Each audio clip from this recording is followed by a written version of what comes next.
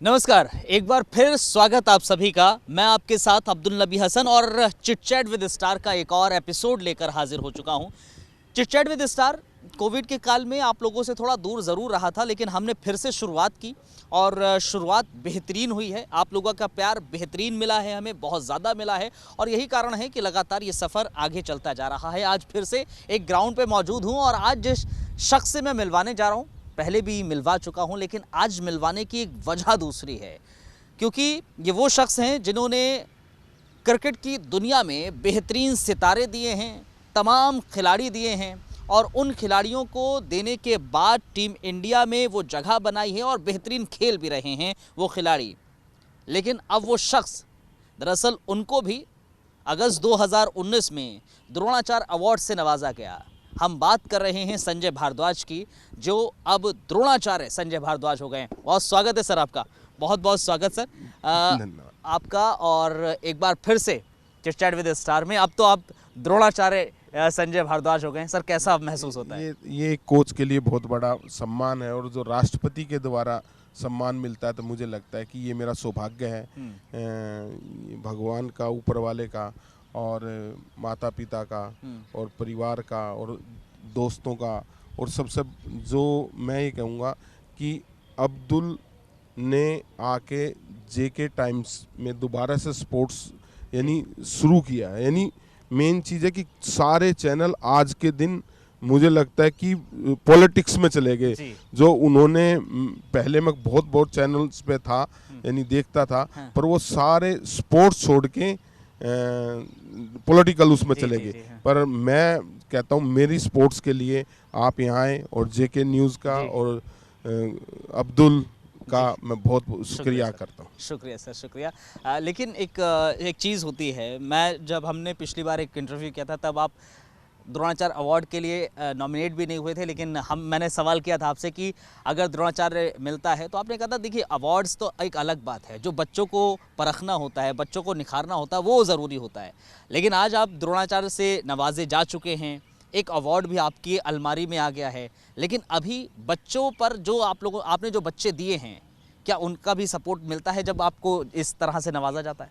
देखो, सबसे बात ये है कि आपने मेरा इंटरव्यू किया था जी, द्रोणाचार्य कहा कि आपको मिलना चाहिए, तो दुआओं में आपने याद रखा तो मैं उसका शुक्रिया करता हूँ। और सबसे बड़ी बात ये है, जो स्टूडेंट्स हैं, मैं बड़ा सौभाग्यशाली हूँ। स्टूडेंट जो मेरे स्टूडेंट्स हैं उनकी वजह से ही ये अवार्ड मिला है। अगर वो अच्छे परफॉर्मर नहीं होते, देश के लिए वर्ल्ड कप नहीं जितवाते, तो मुझे कोई अवार्ड नहीं मिलता। यानी मेरी मेहनत का जो है परिणाम वो मेरे स्टूडेंट्स ने दिया और उसी वजह से मुझे अवार्ड मिला। और हमने देखा है बच्चे आपके यहाँ वो भी आए हैं, कुलवंत जैसे भी बच्चे आए हैं जिनके पास कुछ नहीं था, जूते आपकी तरफ से मुहैया कराए गए, खिलाया गया। तो शायद यही कारण है, ऐसे बच्चों की दुआ ही है आपके साथ। ये देखो, मेरा ये सौभाग्य है। मैं अभी आपके सामने कहूँ, मैं एक अजरुद्दीन लड़का आया था, वो ऐसे लड़का था, तो उसके पास भी कुलवंत जैसा था। अच्छा। उसको मैंने कहा कि चलो भैया तेरे पे काम करते हैं। तो वो था अलवर का। अच्छा। तो उसका किया कि वो रणजी ट्रॉफी वहाँ खेल गया हिमाचल से। अच्छा। उसका सारा सिस्टम बनाया और अजरुद्दीन पे काम कर रहा था। तो अजरुद्दीन तो रणजी ट्रॉफी तक गया, पर कुलवंत एकदम आया और ऊपर वाले ने उसको आईपीएल तक कर दिया। तो ये जो खेल है, ये खेल अगर आप में एबिलिटी है तो ये खेल बहुत कुछ देता है। एबिलिटी के साथ किस्मत भी होनी चाहिए।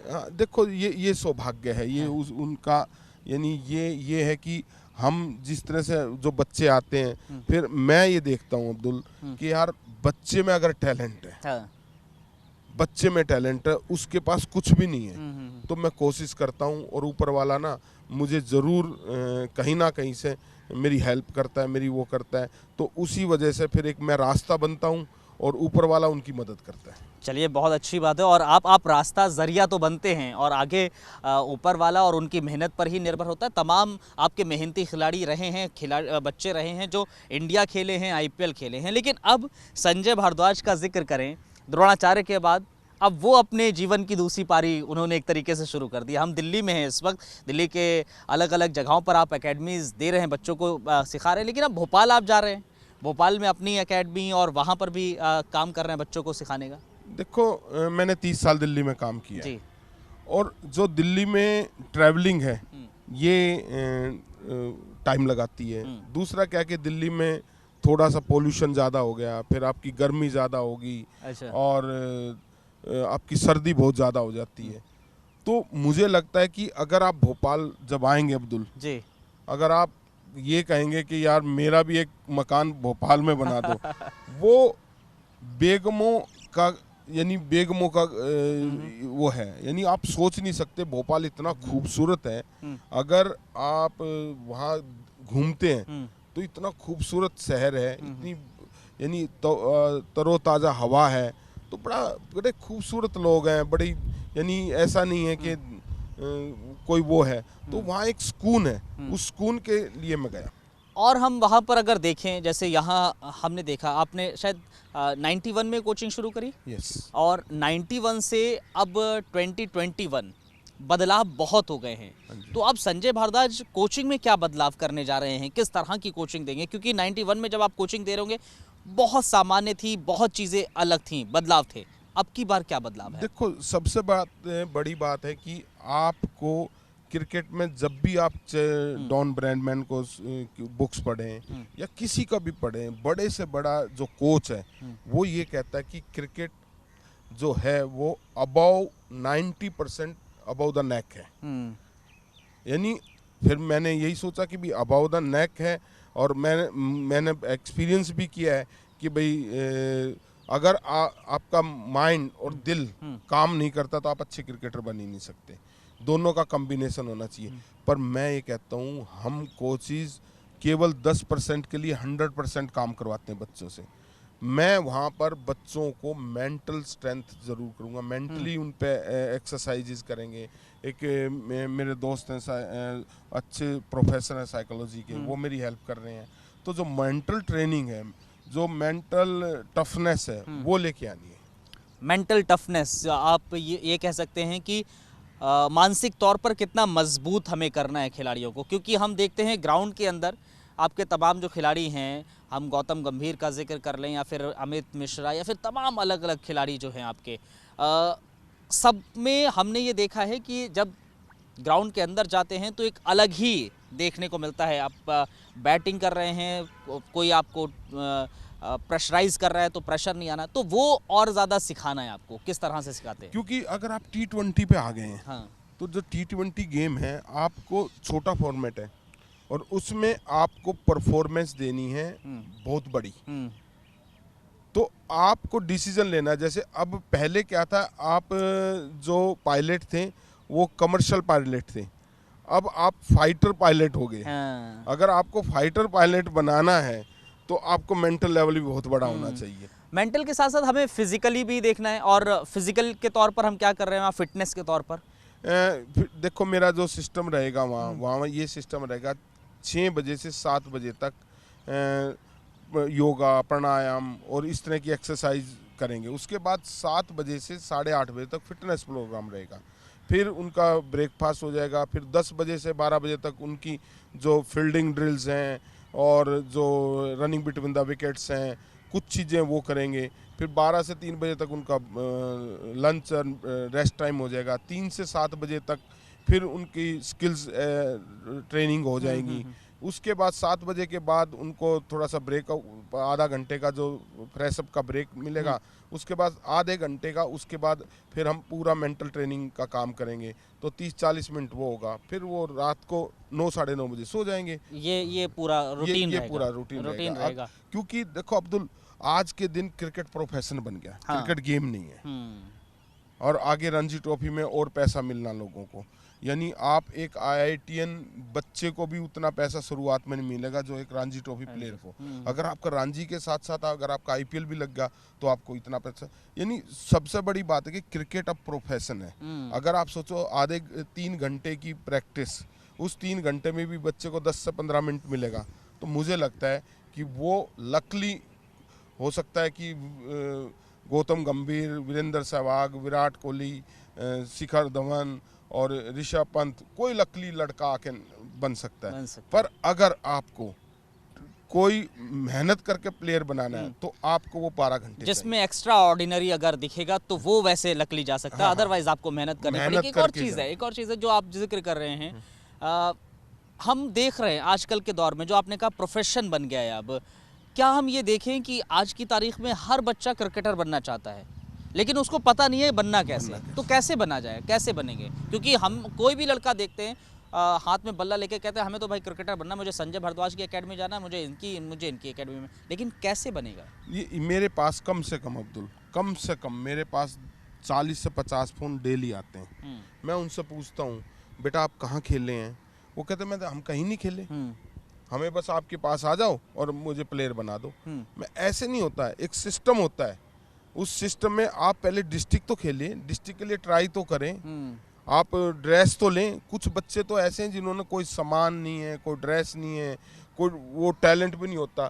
तो मुझे ये लगता है कि बच्चों को शुरुआत में अगर मेरे पास आना है तो कम से कम पहले अपनी डिस्ट्रिक्ट के लिए ट्राई करें। एक उस रास्ते पे तो चलें। उनको रास्ता ही नहीं पता कि क्रिकेटर कैसे बनना है। वो तो सोचते हैं सीधा बैग उठाएं, जैसे फिल्म लाइन में जाना है तो सीधा बॉम्बे की ट्रेन पकड़ी और सीधे उतरते ही हम अब वहाँ स्ट्रगल शुरू हो गया उनका। नहीं स्ट्रगल नहीं, वो उतरते ही सोचते हैं कि हम सीधे सीरियल में आ जाएंगे, सीधा गाना गाएंगे। ये नहीं पता है कि स्ट्रगल है या नहीं है, उनको वो सीधे जाते हैं। और मैं ये कह रहा हूँ दिल्ली में 90% बच्चे बिहार और यूपी की छोटी छोटी जगह से आते हैं। उनके अपने घर वालों को बोलते हैं हम ऐसे प्लेयर बन जाएंगे, फिर पैसा आएगा।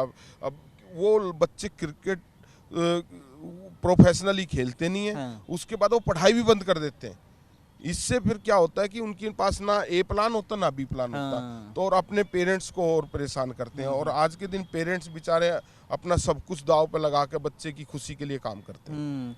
लेकिन अब आप ये कह रहे हैं कि अगर आपको क्रिकेटर वाकई में बनना है तो आप अपने जहाँ पर रह रहे हैं आप वहाँ से शुरुआत तो कीजिए, उसके बाद आप आगे का प्लान करिए कि मुझे दिल्ली जाकर संजय भारद्वाज की एकेडमी में जाना है या फिर दूसरी एकेडमीज़ में जाना है, या मुझे इंडिया खेलना है या IPL खेलना है या रणजी खेलनी है। पहले आप अपनी जगह से शुरुआत तो कीजिए। ये कहना चाह रहे हैं आप? बिल्कुल, क्योंकि वो स्कूल लेवल पे नहीं खेलते। हाँ, वो डिस्ट्रिक्ट लेवल पे नहीं खेलते, यूनिवर्सिटी लेवल। तो आप डायरेक्ट कैसे खेल जाएंगे? आप उस रास्ते पे तो चलिए, आप ड्रेस तो लीजिए, आप एक पहले स्ट्रगल में तो कहीं ना कहीं पास हुए तो तभी तो अगर पता चलेगा। अभी हमारे साथ बहुत सारे बच्चे भी देख रहे होंगे, बहुत सारे ये देख रहे होंगे कि मुझे भी क्रिकेटर बनना है, संजय भारद्वाज सर के एकेडमी में खेलना है, तो क्या उनके लिए ये संदेश है या उनके लिए ये कहना है कि नहीं आप लोग पहले अपनी जगह पर प्रैक्टिस कीजिए, आप स्कूल खेलिए, यूनिवर्सिटी खेलिए, फिर आप थोड़ा सा आगे स्टेप फॉरवर्ड कीजिएगा, या फिर वो ऐसे आ सकते हैं आपके पास? नहीं, मैं ऐसे नहीं आना चाहिए उनको। मैं बहुत ही अच्छा अब्दुल आपने और JK टाइम्स का बहुत ही ज़्यादा मैं ये कह रहा हूँ कि भाई आप लोगों ने इतना अच्छा वो कर रहे हैं। तो मैं बच्चों को यही कह रहा हूँ कि आप पहले अपनी डिस्ट्रिक्ट लेवल पे खेलें, क्योंकि रास्ता तो मिलेगा ना। अगर आपको पता चलेगा आप वाइट ड्रेस पहनेंगे, आप जूते थोड़े से लेंगे, अगर आप डिस्ट्रिक्ट लेवल पे खेलेंगे उसके बाद आप मेरे पास आइए, फिर मैं आपकी हेल्प कर सकता हूँ। आपको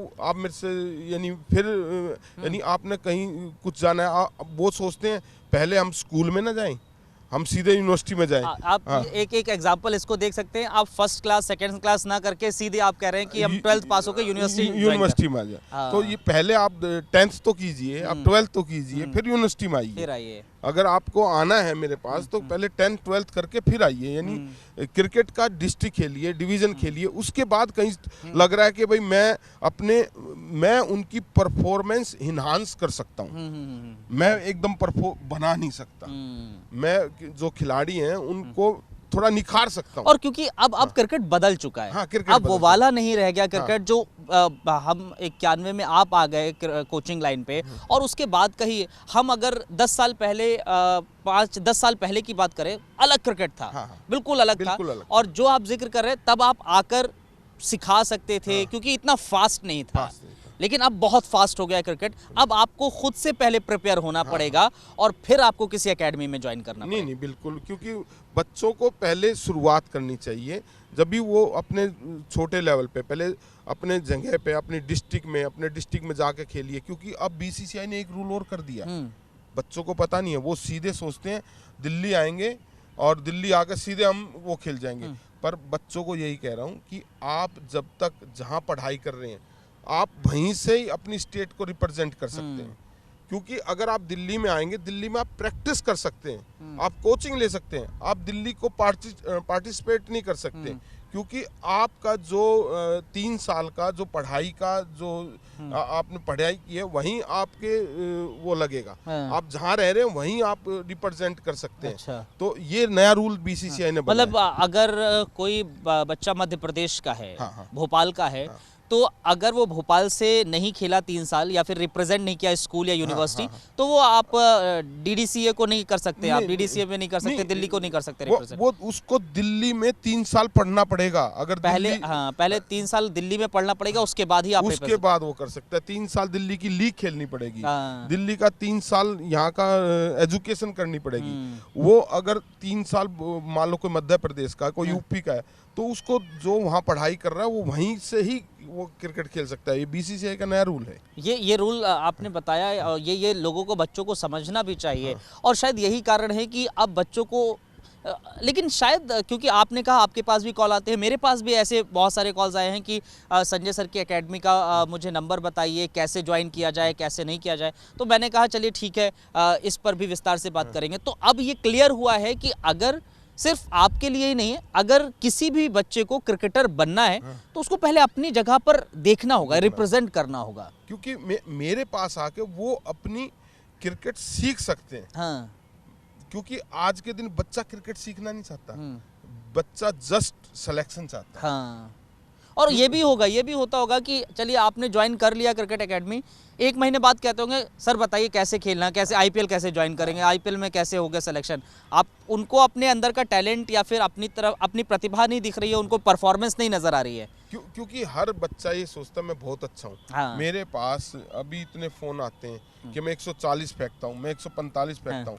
मैं भैया अगर 140-45 फेंकेंगे तो आप अपने आप ही खेल जाएंगे, बॉलर के लिए तो कोई प्रॉब्लम नहीं है। पर आप पहले डिस्ट्रिक्ट तो खेलो।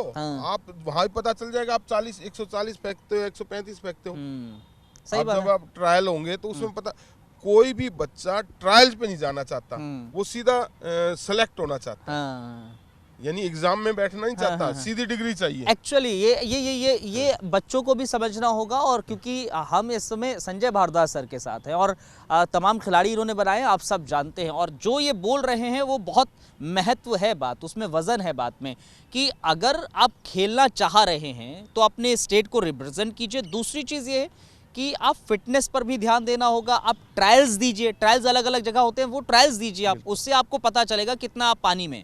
बिल्कुल, यानी आप ये देखो ना, अगर कोई भी लड़का है, कोई एक्टिंग करता है, कुछ करता है, तो वो स्कूल में क्लास में जाएगा, एक्टिंग करेगा, स्कूल को पार्टिसिपेंट करेगा, फिर इंटर डिस्ट्रिक्ट में पार्टिसिपेंट करेगा, यूनिवर्सिटी में पार्टिसिपेंट करेगा, तब जाके वो एनएसडी में आता है। हाँ। तो ऐसे तो नहीं आता कि सीधा ही कोई डायरेक्ट ही अपने पहने और अपनी सीधा, यानी पिक्चरों में हीरो हीरोइन के बच्चे तो जा सकते हैं, वहाँ तो हो सकता है। पर इस क्रिकेट में रियल हीरो ही है, यानी यहाँ रीटेक नहीं है। नहीं, जैसे अगर मैं आपको पहले ले जाना चाह रहा हूँ, मैं ये जानना चाह रहा था कि आपने जब कोचिंग स्टार्ट की और आज की कोचिंग में बहुत ज़्यादा फ़र्क आ गया है, क्या वैसा फ़र्क बच्चों में देखने को मिला है, पहले जो आते थे और अब आते? बच्चों में मुझे लगता है कि बच्चों में अब कंफर्टेबल जोन ज़्यादा आ गया। अच्छा। कंफर्टेबल जोन क्यों आ गया? उनमें यही आ गया कि हमें बड़ी क्रिकेट खेलनी है। और अगर बच्चे हार्ड वर्क नहीं कर रहे, जो हार्ड वर्क नहीं करते, उनको वो हार्ड वर्क क्यों नहीं कर पा रहे? क्योंकि उनको पहले सक्सेस चाहिए, फिर हार्ड वर्क चाहिए। तो वो ये सोचते हैं कि पहले हमें प्लेयर बना, पहले हमें आईपीएल खिलाओ, या हमें। और आज की तारीख में शायद इंडिया कम ही लोग अब सोच रहे होंगे, अब आईपीएल लोग ज़्यादा सोचते हैं, क्योंकि अब शायद वो जो आपने शुरुआत में कही, गेम नहीं रह गया, प्रोफेशन हो गया है। तो लोग अब प्रोफेशन के तौर पर आईपीएल देखते हैं और पैसा आना चाहिए। खेल कितना आ रहा है या नहीं, वो इंडिया अब लेवल नहीं देख रहे, अब आईपीएल देखते हैं भाई अगर आप अभी T20 टूर्नामेंट हुए तो उसमें अभी तमिलनाडु से शाहरुख खेले हैं, तो शाहरुख को 5.5 करोड़ में लिया है। तो मुझे लगता है कि कोई भी 30-35 साल की नौकरी करने के बाद भी बड़े से बड़े अफसर को ईमानदारी का पैसा नहीं मिलेगा। तो वो सारे के सारे कुलवंत, शाहरुख, अपना और जो लोग हैं, उनके वो थोड़ा सा देखते ही वो सारे के सारे बच्चे यही सोचते हैं हम भी ये बने, हम भी ये बने। पर भैया ये तो देख लो, कुलवंत ने भी स्ट्रगल किया है, शाहरुख ने भी स्ट्रगल किया है। ऐसे नहीं हुआ कि भाई वो उन्होंने बहुत मेहनतें करी है तो यहाँ तक आए हैं। तो बच्चों को यही है कि आप अपनी मेहनत करिए, डिस्ट्रिक्ट खेलिए, फिर जाके आप हमारे पास आइए। कुलवंत के बारे में बताइए जरा थोड़ा कि कैसे मेहनत की है, क्या कुछ किया है, क्योंकि ये बच्चों को समझना चाहिए जो इस समय देख रहे हैं। देखो, कुलवंत ने पहले वहाँ राजस्थान से था, तो राजस्थान से डिस्ट्रिक्ट खेला। डिस्ट्रिक्ट खेलने के बाद फिर दोबारा से उसको डिस्ट्रिक्ट नहीं खिला रहे थे, तो वो एक्चुअली वेटर था। तो वेटर था तो मेरे पास आया, तो उसने कहा कि सर मुझे ट्रायल देना। मैंने कहा भाई 20-22 साल का बच्चा है, इतना बड़ा बच्चा तो हम लेते नहीं है। तो उसने कहा नहीं सर, मुझे एक बार देख लीजिए। मैं करता क्या है, कह रहा जी मैं लेफ्ट आर्म मीडियम पेसर हूँ। मैं चलो मीडियम पेसर में अगर स्पीड होगी तो है कैरियर। तो मैंने देखा कि उसने, मैंने कहा भाई पहन लो, शूज़ वूज़ पहन लो। उसने कहा जी मेरे पास तो शूज़ है नहीं। तो मैं फिर किसी के मैंने शूज़ दिलवाए। मैंने कहा चल भाई, तो मुझे लगा कि हाँ इस लड़के में पोटेंशियल है। जब उसने फेंकी बॉल फेंकी, तो फिर मैंने लगा कि मेरी एक ट्रेनर है सूर्या पटेल, तो सूर्या ने काफ़ी उस पर मेहनत करी। कि जैसे आपने फिटनेस का कहा ना, कि बच्चे सोचते हैं सीधे क्रिकेटिंग टैलेंट से हम खेल जाएंगे, पर मुझे लगता था कि नहीं, 1 साल मैं इस पर काम करूँगा, फिर इसको रिकमेंड करूँगा, फिर आगे मैं इसको DDCA के ट्रायल्स पर भेजूँगा। मैंने 1 साल तक मैंने दिखाया भी नहीं इसको किसी को कि कुलवंत कोई है। तो उस सूर्या पटेल ने इसकी काफ़ी उसकी ट्रेनिंग करी। फिर वो मुझे कहने लगी, मुझे कह रही थी कि सर आप इस पे इतना क्यों इन्वेस्ट कर रहे हो। मैंने कहा नहीं, मुझे लगता है कि मुझे लगता है कि ये सक्सेस होगा। तो उसके बाद मैंने रणजी कैंप में भिजवाया। फिर गौतम गंभीर ने काफ़ी हेल्प करी उसकी, कि भी गौतम गंभीर ने रणजी ट्रॉफी कैंप में बुलाया और सेलेक्टरों से बात करी। तो फिर देख लो आप, इसका टैलेंट देख लो। तो उन सब सेलेक्टरों ने देखा और पहले ही उसको विजय हजारे ट्रॉफी में चांस मिला, और विजय हजारे में उसने 18 विकेटें पहले साल में ले ली। उसी से फिर उसका इंडिया में, फिर IPL में, सब जगह हो गया। ये भी देखिए जरा, जो बता रहे हैं आपकी स्टेप बाय स्टेप हुआ है। आपने कुलवंत को अभी IPL में देखा होगा। आप लोग देख रहे होंगे कुलवंत बेहतरीन गेंदबाजी कर रहे हैं, IPL में खेल रहे हैं, तो लोग सोचते होंगे चलिए कुलवंत ऐसे निकल गया तो मैं भी निकलूंगा। लेकिन उनको ये नहीं पता कि स्ट्रगल कितना रहा है, कैसे प्रैक्टिस की। आप भी बता रहे कि 1 साल तक तो आपने दिखाया तक नहीं। तो ये बच्चों और लोगों को, पेरेंट्स को भी समझना होगा। क्योंकि देखो, मुझे लगता था कि हाँ भाई ये बन सकता है। जैसे अमित मिश्रा है, अमित मिश्रा को दिल्ली में सिलेक्शन नहीं मिला था, तो मैंने उस पर काम किया। तो हरियाणा क्रिकेट एसोसिएशन का मैं आज भी पूरा धन्यवाद दूंगा रणबीर सिंह महेंद्रा जी का, कि उन्होंने उस बच्चे को प्रमोट किया। अगर आज अमित मिश्रा बना तो वो उन लोगों ने प्रमोट किया, हरियाणा क्रिकेट एसोसिएशन ने। उसी वजह से वो लड़का आज 13 IPL खेल चुका, हिंदुस्तान के लिए खेल चुका। यानी और आज की तारीख में भी फिटनेस बेहतरीन है। कितनी फिटनेस है आपकी, 400 विकेटें हैं और 3-3, 4-4 बार उसने हैट्रिक ली IPL में। तो इससे बड़ा हमारे लिए कितना मान सम्मान होगा। और ये अभी भी लोग नहीं समझते कि भाई स्टेप बाय स्टेप करना है, नहीं करना है काम। एक और चीज़ मुझे समझाइए ज़रा कि अगर हम देखें बच्चों में, हम भोपाल की अगर बात कीजिए, वहाँ आप फैसिलिटीज़ की बात कर रहे हैं, दिल्ली की फैसिलिटीज़ की बात कर रहे हैं, क्या वहाँ की फैसिलिटीज़ और यहाँ की फैसिलिटीज़ में थोड़ा सा अंतर है, या फिर अब सब मैनेज हो जाती हैं चीज़ें? देखो, यहाँ की जो फैसिलिटीज़ है, यहाँ 4 दिन हमारी प्रैक्टिस होती है, तो 3 घंटे की प्रैक्टिस है हमारी। 3 घंटे में 10 मिनट बच्चे को मिलती है, 10 से 12 मिनट। वहाँ हमारी प्रैक्टिस होती है 12 घंटे। 12 घंटे में अगर बच्चे को यहाँ मिले, उसको वीक में 12 घंटे, हम्म। 12 घंटे में से भी उसको मिले केवल 40 मिनट, 1 घंटा भी नहीं मिला।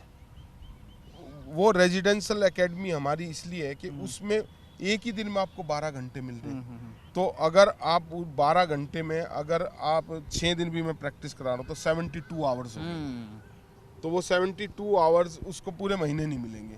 और इसलिए ज़रूरी है आज की क्रिकेट 12 घंटे खेलना, क्योंकि प्रोफेशन है।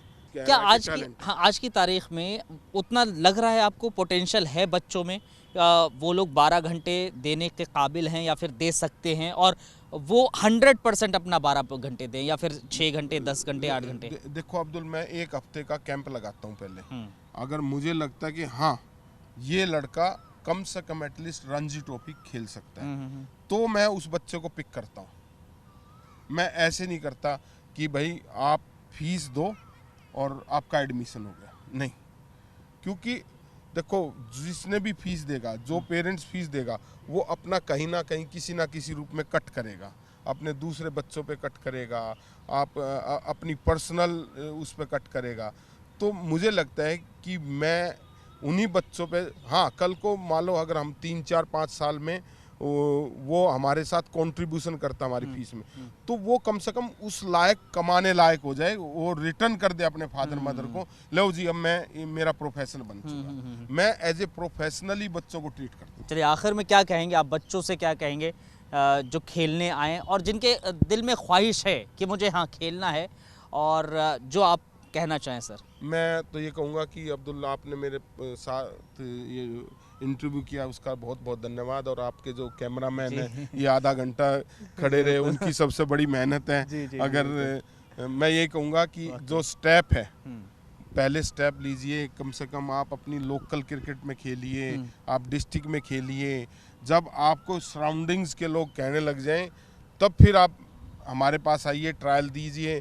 फिर आपको पैसे की ज़रूरत नहीं है। आपको अगर आप में हमें लगता है कि आप किसी ना किसी रूप में खेल सकते हैं, तो हमारी